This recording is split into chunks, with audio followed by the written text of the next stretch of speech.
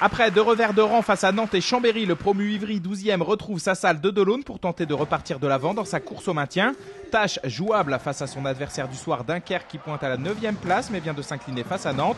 Dans ce match a priori défensif, les visiteurs sont les premiers à dégainer par l'intermédiaire d'Avgour qui reçoit cette passe de Mamic et totalisera 3 unités. La réponse locale ne se fait pas attendre et c'est par Ruiz Margaria que l'USI va ouvrir son compteur. Le défenseur montre sur cette action qu'il est aussi capable de scorer. Les visiteurs ne s'en émeuvent pas plus que ça et continuent de pousser en faisant le jeu avec ce joli mouvement avec passe volleyée qui arrive jusqu'à Billan. Le gaucher champion du monde junior trouve le petit filet opposé. Dunkerque mène 4-7 à la 14e. Ivry est derrière plus par maladresse que manque d'inspiration. Ce but supersonique de Sébastien Simonet en témoigne. L'Argentin marquera à 5 reprises le meilleur total de son équipe avec Covenberg. 7-9 à la 21e. Avant la pause, l'USDK fait la différence et reprend 2 longueurs de mieux grâce à Emonet. 8-12 à la 30e.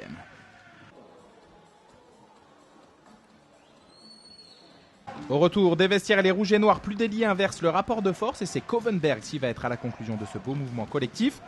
L'international belge, de plus en plus en confiance au très haut niveau, lâche parfaitement son lob face à un hôtel. On ne s'en lasse pas.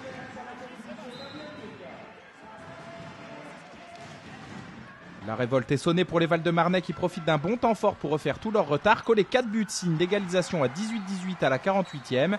Il y aura par ailleurs 20-20 à la 53e. Mais les champions 2014 vont tout de même rester solides et par Mamic reprendre une petite avance à la marque. Il y a 20-22 à la 55e.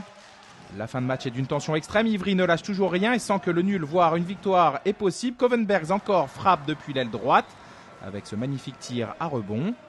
Les équipes sont rendues à 22-23 à la 59e quand Buteau se présente au pénalty face à Gervelas. Malgré l'arrêt du gardien et une balle d'égalisation, les autres ne reviendront finalement pas et vont s'incliner de 2 longueurs après un dernier but de Cossé. 22-24, score final.